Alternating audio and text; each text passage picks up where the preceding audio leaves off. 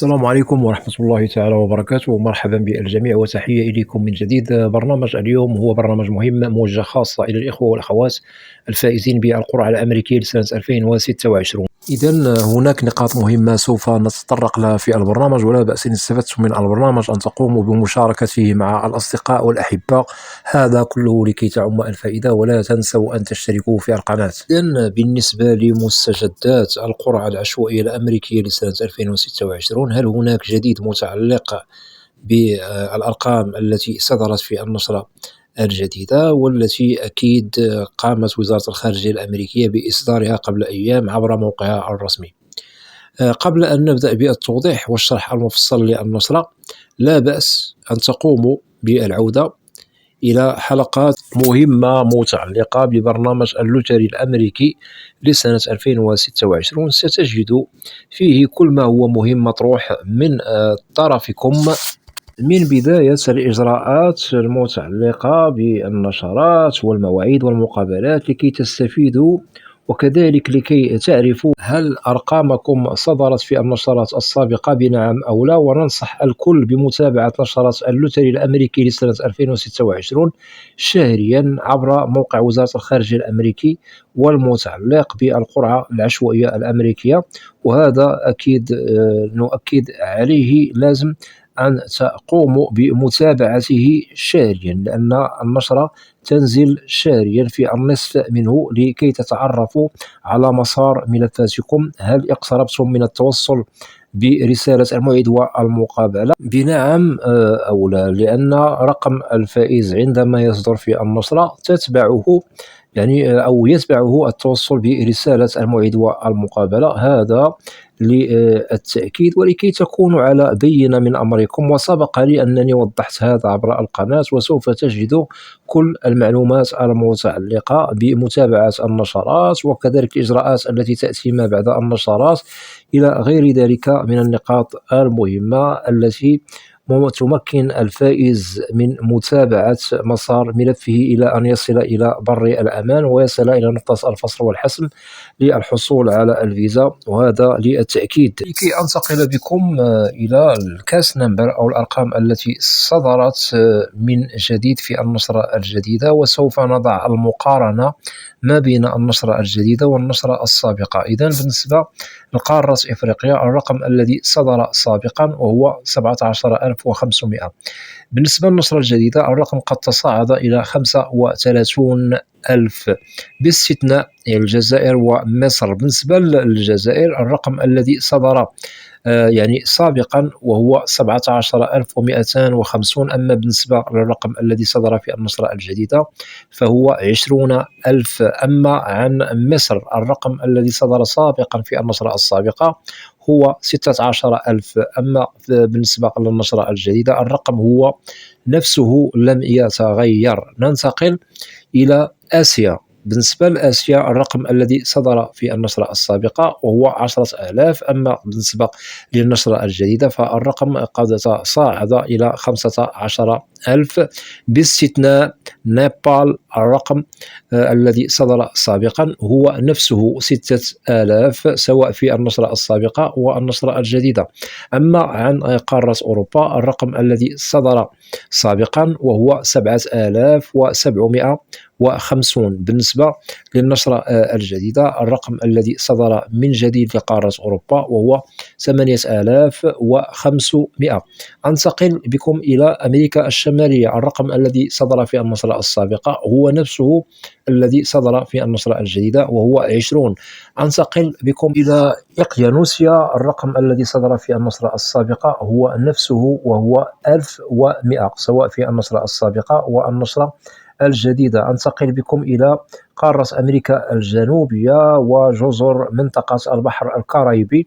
بالنسبة للنشرة السابقة الرقم هو 1850. أما بالنسبة للنشرة الجديدة الرقم هو نفسه لم يتغير، هو 1850. بعدما وضحت لكم الأرقام التي صدرت من جديد في النشرة الجديدة وأكيد وضعتكم في الصورة، وضعتكم يعني في المقارنة ما بين النشرة السابقة والنشرة الجديدة. يتبين لنا بأن الأرقام قد تصاعدت، ولكن بالنسبة لبعض يعني البلدان قد ظل يعني الرقم يعني ثابت لم يتغير، من ضمنها مصر.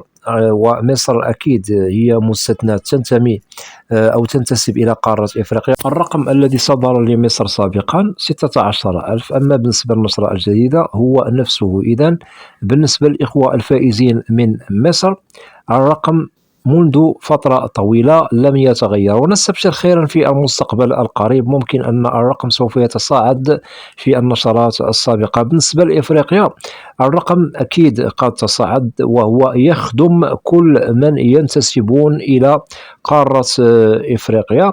ونؤكد كذلك على الجزائر، الرقم قد تصاعد بوتيرة جيدة يخدم فائزو الجزائر.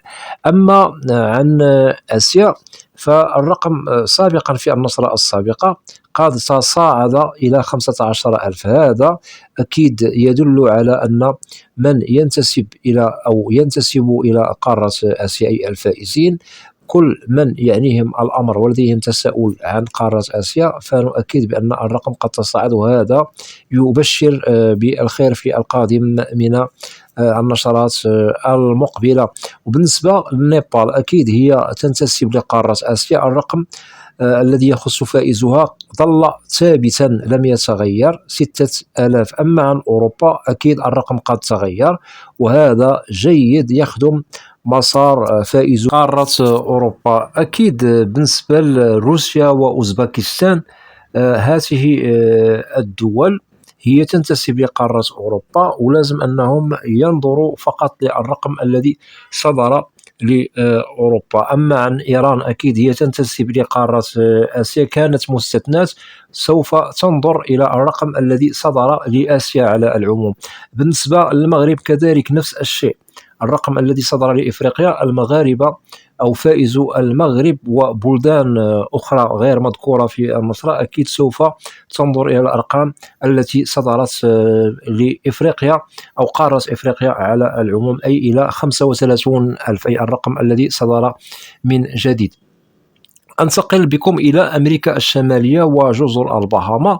بالنسبة للرقم ظل ثابت لم يتغير. أما عن أوقيانوسيا، الرقم كذلك ظل ثابتا لم يتغير لم يتصاعد. بالنسبة لأمريكا الجنوبية وجزر منطقة البحر الكاريبي، ظل الرقم يعني ثابت لم يتغير. إذن على العموم بالنسبة للأرقام التي تغيرت في القارات والبلدان، نؤكد على قارة إفريقيا يعني أكيد الرقم قد تغير، الجزائر الرقم قد تغير وتصاعد، هذا جيد. مصر ظل ثابتا. آسيا الرقم قد يعني تغير. نيبال الرقم ظل ثابتا. بالنسبة لأوروبا الرقم قد تصاعد، جيد. بالنسبة لأمريكا الشمالية ظل ثابتا، وإقيانوسيا ظل ثابتا، وأمريكا الجنوبية وجزر منطقة الكاريبي ظل الرقم يعني ثابت. إذن هنا للتأكيد وعلى العموم، هذا إن دل يدل على النشرة الجديدة هي تخدم مسار الفائزين الذين ينتظرون دورهم، ولا داعي للقلق لمن لديهم تساؤل هل هناك أمل لتصاعد الأرقام مستقبلا. أكيد بالنسبة للقرعة العشوائية الأمريكية لا زالت في بدايتها، وأكيد لا زالت أشهر أمامنا سوف تصدر فيها نشرات جديدة، وهذه النشرات الجديدة التي سوف تصدر مستقبلا ممكن أن للأرقام المتعلقة بالفائزين أنها تتصاعد بوتيرة تخدم كل من ينتظر دوره للحصول على موعد للمقابلة، وهذا للتأكيد. إذن لا داعي للقلق، لا زلنا في بداية مسار إجراءات المواعيد والمقابلات المتعلقة بالفائزين بالقرعة الأمريكية لسنة 2026. ونؤكد كل الفائزين الذين هم أرقامهم تقل عن الأرقام التي وضحناها لكم في النشرة الجديدة، أي أقل من هذه الأرقام أو الأرقام هي نفسها، فأنتم معنيون بالتوصل برسالة الموعد والمقابلة سواء عن قرب أو عن بعد. المهم عندما تصدر أرقامكم في النشرة فاعلموا علم اليقين بأنكم إن شاء الله سوف تتحصل على موعد للمقابلة، عكس الإخوة والأخوات الذين لا زالت أرقامهم لم تصدر بعد.